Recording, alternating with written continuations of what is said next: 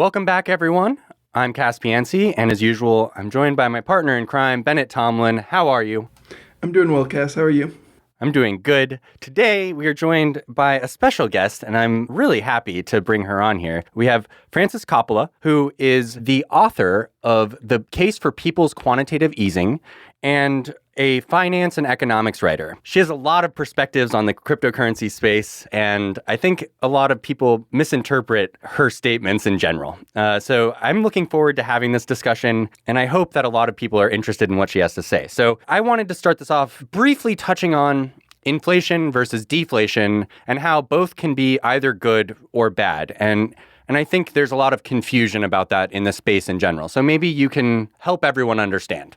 Okay, well, I think it would help if we first understood what inflation was. Inflation, as it's used in economics, is not simply expansion of the money supply. So if the Fed prints a whole lot of money, which it doesn't actually do, but we'll come on to that in a bit, but supposing it did, that is not inflation. Inflation is a general rise in the price level. In other words, the general price of goods and services in the economy rises. Now, a cause of that might be expansion in money supply, but there might be other causes as well. I mean, one of the causes at times in all economies has been rises in oil prices. Another cause has been what we call a wage price spiral, where prices start to rise, and so people demand more wage rises to compensate for the losses they're taking because prices are rising. So employers give in, and then employers have to feed those price rises through to prices, and the whole thing escalates. And that's, generally speaking, the type of inflation that central banks try and prevent. And that's hyperinflation, right? That's not normal inflation. No, that's actually normal inflation. Oh. Hyperinflation is a slightly different phenomenon. I'm really just talking about normal inflation here, where prices rise, wages rise in response, prices rise because wages rise, and we end up with a wage price spiral. Or that we have cost push inflation, where producer prices rise. Say we've had oil price rises, or world goods price rises, or supply chain disruptions like we've got at the moment because of the COVID pandemic, and prices rise because of that. And again, we could get into a situation where people demand higher wages to compensate them for those kind of price rises. And that's the kind of thing that central banks control. Hyperinflation is always and everywhere associated, I think, with a collection of phenomena. The first is really a collapse of production, or a very weak and damaged supply side. The second is political instability. And the third is external debt and often a fixed exchange rate. And then the fourth thing is money printing, but that's almost like the consequence of everything else. And then what the government has to do, what happens is the exchange rate collapses, and to hold the peg or to pay its external debts, the government prints money. Because it can sell that money on the external markets, on foreign exchange markets, to service its external obligations. So obviously it has to print more and more and more of it as the exchange rate collapses. That's actually what happened in Weimar. The exchange rate of the mark fell.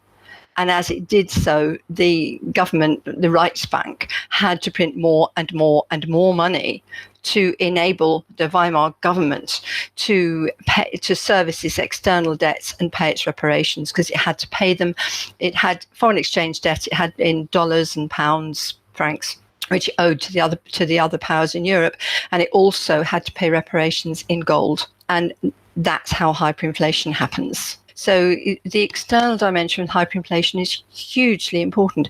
The other circumstance under which you can have hyperinflation, and again, it's still the same set of circumstances: a corrupt regime, political instability, a very weak supply side. Sometimes, in the case of Zimbabwe, it was a government that actually set out to trash the productive side of its economy to pay off its cronies. And you can have a situation where the population rejects the currency, and that can also set off hyperinflation. But that's very different from the kind of ordinary inflation where prices rise, wages rise, prices rise, wages rise, and it's that type that central banks generally try to control. I think we all have a basic understanding of why hyperinflation is bad. Like you mentioned, it tends to happen in places where everything is going wrong. So it is a signifier of problems. But Can we hear some positives about inflation and maybe some positives about deflation too, if you know any? Right. Now, the general kind of economic view of inflation is a little bit of inflation, and we are talking like, I don't know, 2 or 3%, no more. It can actually be quite good for an economy because it can just stimulate it enough to get things going. And there are a couple of reasons for that. The first is what I would call money illusion. And that's the fact that most people think in nominal terms, they don't think in real terms. So if you've got a little bit of inflation, yes, okay, the value of your money is reducing slightly over time, but the nominal amount that people get, so the nominal amount that merchants get, the nominal amount that people get in wages rises, and people actually feel good when they see the nominal amount going up. It's just a fact of human psychology. And the second reason is actually to do with time preference, that although we need people to save in an economy, we do need people to prepare for their own futures, to make sure they have savings for their old age, and to provide for themselves in the future if they're unable to work. But if everybody is saving at the same time and nobody is doing any spending other than basic subsistence, then you have a depressed economy. There's nothing moving. Everybody is sitting on things all the time and nothing's happening. There's no encouragement even to businesses to invest. And I think this is a fundamental problem that is often misunderstood in the crypto community. I'm often hearing people talking about time preference and saying that, of course, we need people to want to defer purchases, to save instead of spending, to build up capital for the future. Actually, in our world right now, we have more capital than we know what to do with, and that's why interest rates are on the floor and have been falling for 40 years. The problem is that we've been struggling to find productive uses for it, and there's lots of reasons for that. I think there are lots of things we could do with this capital, but for various reasons we haven't wanted to, and that's a lot to do with risk aversion. And crypto, in a way, has relaxed that a bit, saying, well, actually, there are things we can spend our money on that we didn't think about before, and hey, we can play with this a bit. I would like that to spill over into other things. But if everybody is saving, and if the whole monetary paradigm encourages saving and not spending, then you have depression. And interestingly, there's another phenomenon that goes with that, which it could be neatly summed up as, if everybody is saving at the same time, nobody can save. It's actually known as the paradox of thrift. And it basically means that if your economy is so depressed because everybody's trying to save at the same time, then there isn't enough energy in the economy going forward to actually maintain the value of your savings over time. On some level, that brings us to the main topic we're going to be discussing today. So cryptocurrencies and stablecoins. We're talking about inflation. We're talking about deflation. We're talking about uses for all of this extra capital. We're talking about low interest rates. And we're talking about how this entire ecosystem has kind of flourished under cheap capital and lack of regulation. We're right now in the midst of, I can only assume, is intense regulatory action on stablecoins. What do you think stablecoins are? Why do you think regulators are going after them right now? And do you think there's a place for them? I'm kind of notoriously down on stablecoins, aren't I? I guess they serve a need in the crypto ecosystem because of the relationship with fiat currency, whether we like it or not. The way in which you get things to work in the cryptocurrency ecosystem right now is actually by using fiat. And actually, the crypto ecosystem has a real shortage of fiat. It's actually really difficult to get fiat in and out of the system. And so stablecoins emerged, and they go back quite a while. I mean, I think Tether has been around since 2014, really as a way of easing that liquidity problem, making it possible for people to trade cryptocurrencies without having to go in and out of fiat all the time. And that's actually kind of a reasonable thing to have, is that kind of token that is like a safe asset, performs the same function in the cryptocurrency ecosystem as US treasuries do in the fiat ecosystem. I mean, they are safe assets. They are what everybody flies into. And there are some others as well, like the Japanese yen and the euro and the Swiss franc. And stablecoins serve that function, and they also serve the function, because they're interoperable between exchanges, of enable people to move fiat from one exchange to the other to resolve liquidity problems. So from that point of view, they're actually useful things. And I don't want to be that down on stablecoins because, they clearly do serve a useful function. You need some kind of safe asset like that in a functioning monetary system that is cut off from central banks and doesn't want to have central banks.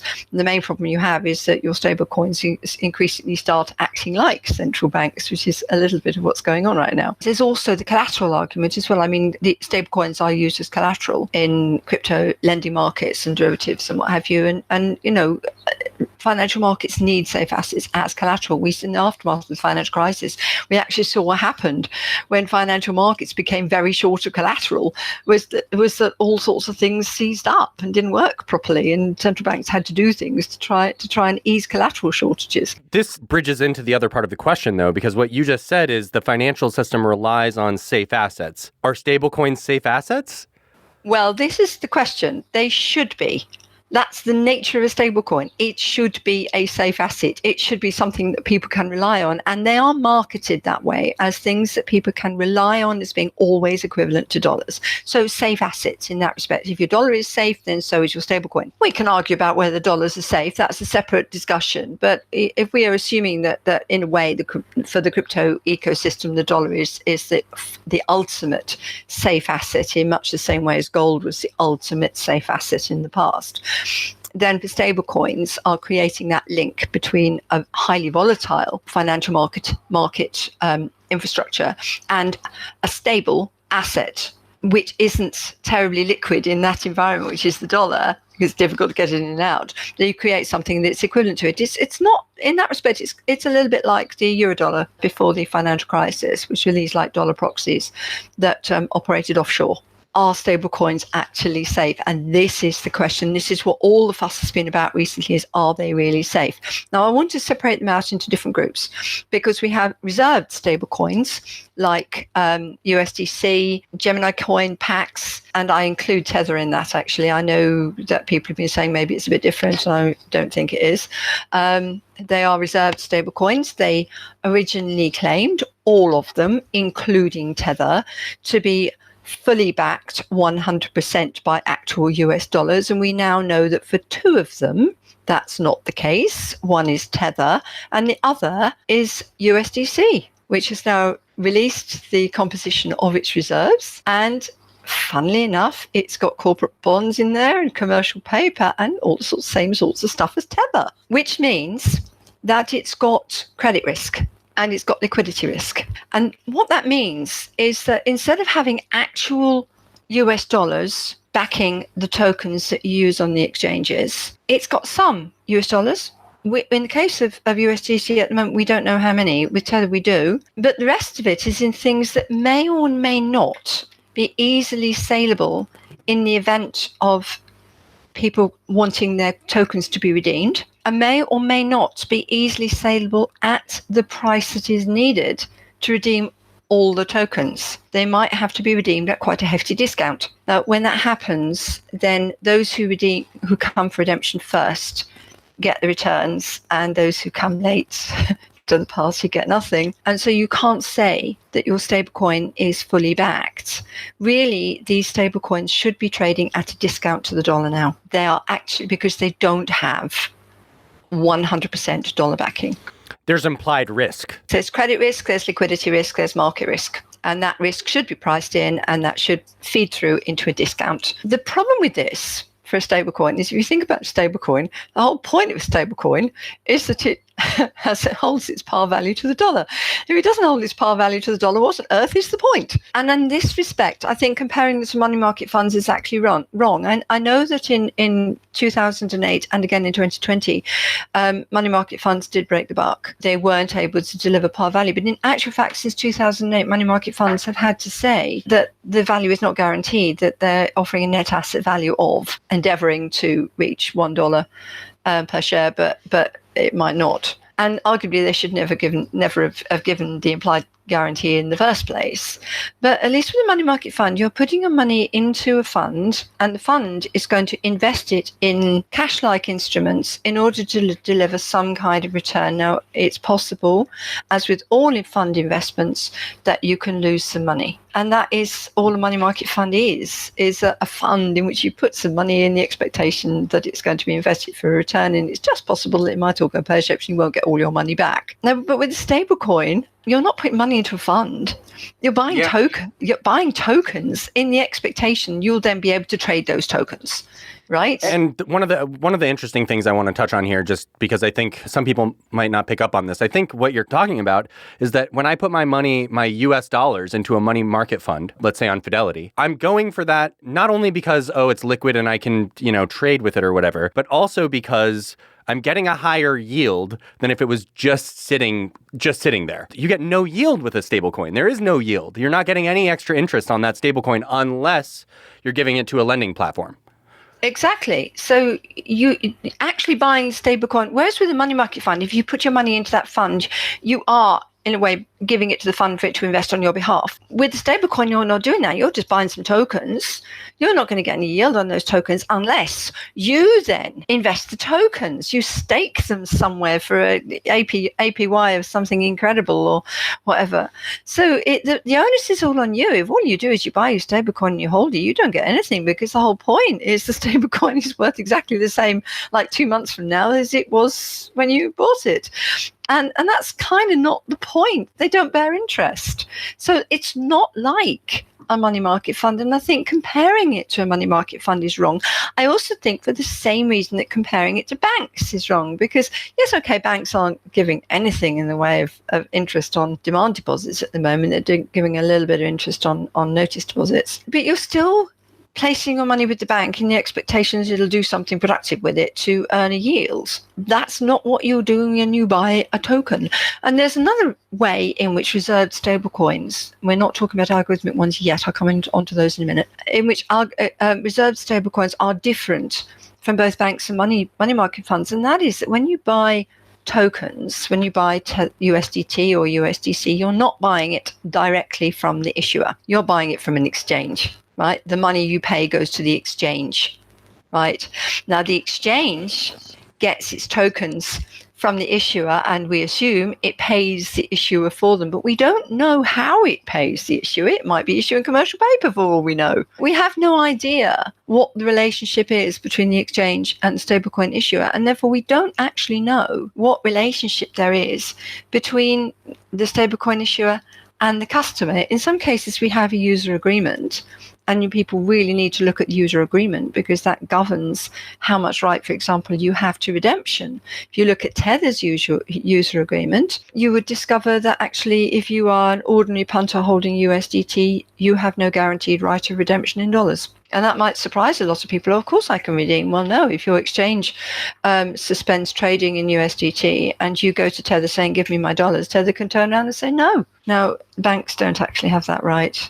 And neither do money market funds. Money market funds have the right not to give you your money back. And banks, well, if you have your money in an insured bank account, you're entitled to your money back. So I think related to this, if you don't see stablecoins as analogous to banks or analogous to money market funds, what do you see them as similar to? And how does that affect their place in the regulatory financial landscape?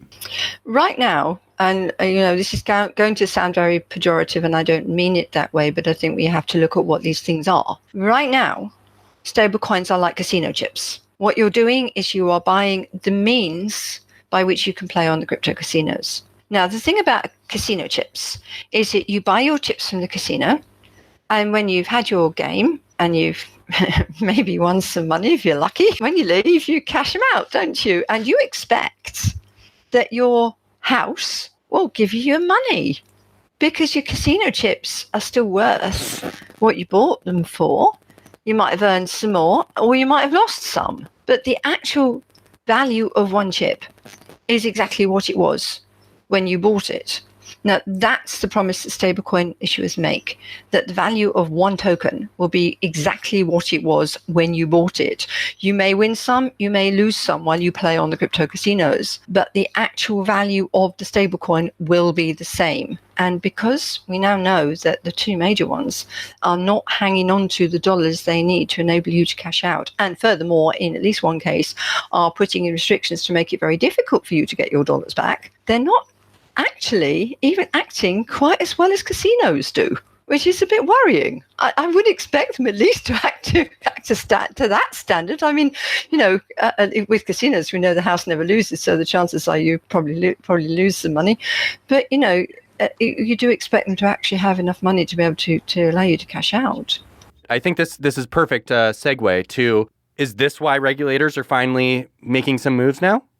Yes, I think it is. What's happening is that people are putting real money into this. So they're putting money, they're buying tokens, they're buying stable coins, and the stable coins are not demonstrating that they have the funds available to be able to allow people to cash out. And that's worrying. So regulators are beginning to say, actually, if you buy these things, you may never get your money back. And furthermore, also, I think regulators are getting concerned about the fact that the only use of these things is to play on casinos, on unregulated casinos, where you literally can lose your shirt. I found it quite telling looking at the proposed framework for regulation of stablecoins from the Bank for International Settlements recently, that they created a set of stablecoins, if you like, that, as far as I can see, doesn't actually exist right now, which is fully reserved stablecoins which produce with strict disclosure standards and capital and liquidity requirements like banks. And they said, well, if these meet the requirements, then we'll allow them to operate, we'll allow them to be used for payments. But everything else,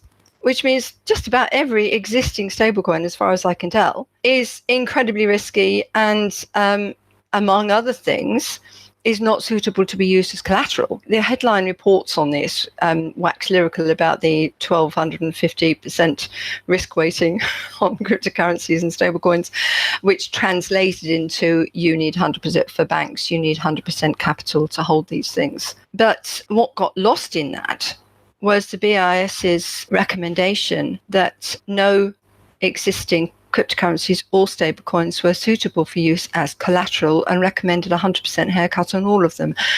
When we talk about stablecoins in the cryptocurrency world, when we're using cryptocurrencies as collateral, I mean, you'll hear people talking about over-collateralization, saying, oh, everything's safe because it's very over-collateralized, much more over-collateralized than it is in the real financial markets. And I kind of go, yeah, have you never heard of a haircut? In crypto, they talk about over-collateralization. In traditional markets, we talk about haircuts. If you have 100% haircut, then your collateralization requirement is infinite. And that's way, way more collateral than is ever required in decentralized finance. Can you kind of expand on that just a little bit more? Some assets in traditional finance essentially require infinite collateral, or could technically, and 100% haircut, right? Meaning that. Dumb it down for someone like me a little bit more, if you can. Actually, as far as I can tell, absolutely no assets in traditional finance require infinite collateral, except stablecoins and cryptocurrencies. Even junk bonds don't carry haircuts like that. The BS are basically saying these things are more risky than anything in traditional finance. And it's actually quite interesting looking at the kind of over-collateralization that's required in finance. And I'd recommend everybody to go and look at eligible collateral for, say, the Federal Reserve. Central banks produce lists of eligible collateral, and it shows you the haircuts. And what you need to do is convert the haircut, which is the amount by which you reduce the value of your collateral. Okay, so if you have if you're placing collateral of 100,000, you're borrowing 100,000, you're placing collateral. Then if you've got a 70% haircut on the assets you're pledging, then you're going to have to over collateralize by a lot. And if you actually do the maths, that is a very, very considerable over-collateralization. A 50% haircut is 200% over-collateralization, and obviously the bigger the haircut, the bigger the percentage, and it's exponential until by the time your haircut approaches 100%, your collateralization multiple is potentially infinite. And that was where the BIS was going, basically saying these things are not suitable to be used as collateral at all, and therefore the haircut is 100%. So you need infinite over collateralization. You just can't use them. And the same assets are being used in decentralized finance with collateralizations of, I don't know, 150%, 200%, maybe 300, 400%. And that's tiny compared to what the BIS is talking about. So, we have a difference of opinion about how risky these things are. Let's put it that way, depending on who you talk to. In the cryptocurrency world, they're regarded as, most stablecoins are regarded as fairly safe. Tether in decentralized finance, it requires more over collateralization, I think, than USDC does. And, there is a bit of a hierarchy there, but none of them attract the kind of over collateralization that is recommended for them in the traditional finance world. That's going to do it for part 1 with Frances Coppola, everyone. Part 2 is going to be coming out in roughly 2 or 3 days. Give me a little time to work on it. Sorry this is taking so long. I've been busy. I have no good excuse other than that. Anyway, thank you for listening, and we will have more for you shortly.